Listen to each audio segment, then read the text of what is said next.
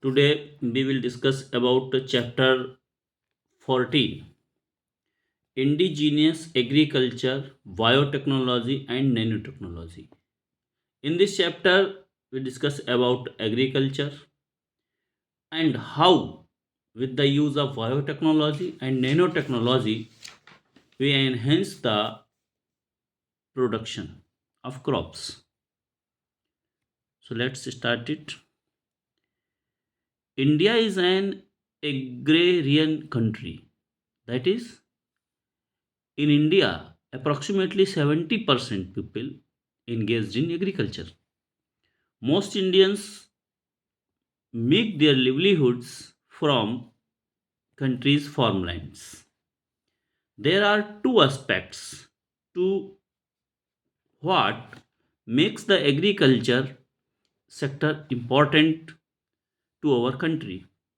One is the need to feed our ever growing population, and there there is about the basic strength of economy, and the other is sorry and other is about the basic strength of economy. After independence, our agriculture sector was suffering from many ills, including lack of irrigation facilities, inequitable distribution of land, and almost zero use of technology.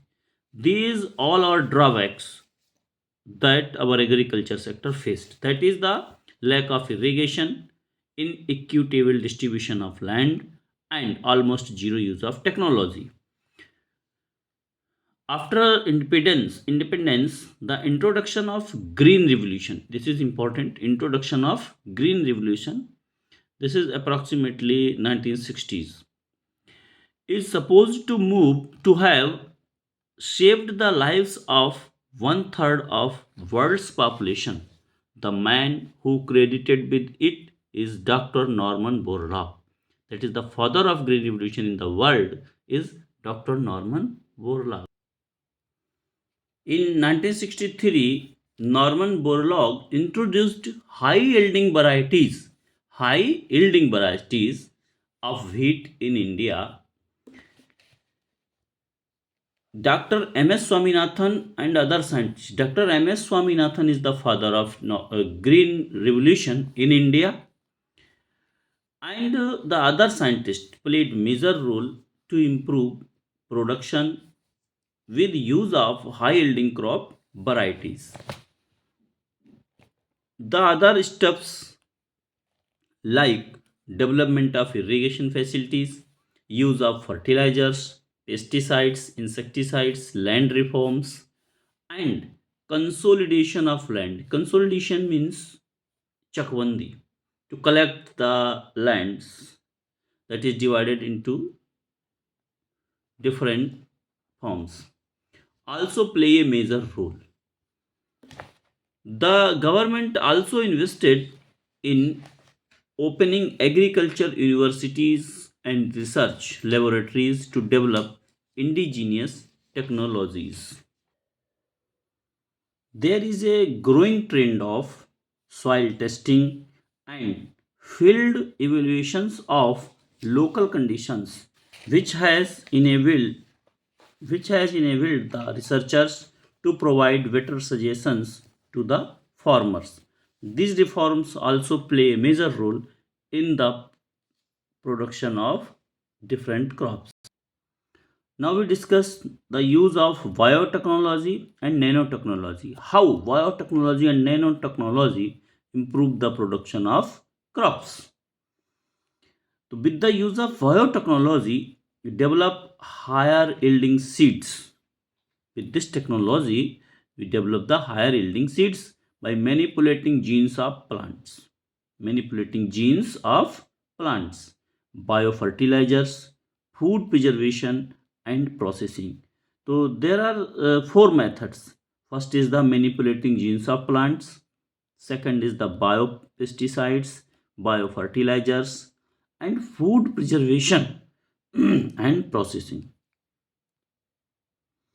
Almost 30% of our food grain production lose due to the poor storage. So it is very important, that is the storage of food is also very important. After the production, its storage is remains safe. Approximately 30% of food lost.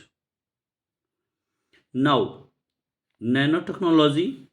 Nanotechnology is a technology of very small scales, 1,000 times smaller than the thickness of human hair.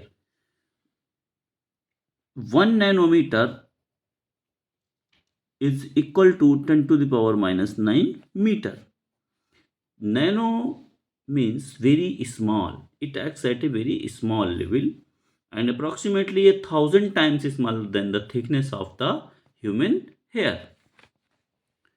Nanotechnology is used for genetic improvement, treatment of polluted water resource, and making crops more resistant to pest or insect attacks. So, with the help of nanotechnology, there are four improvements. First is the genetic improvement, next is the treatment of polluted water resources, and making crops more resistant to pest or insects attack.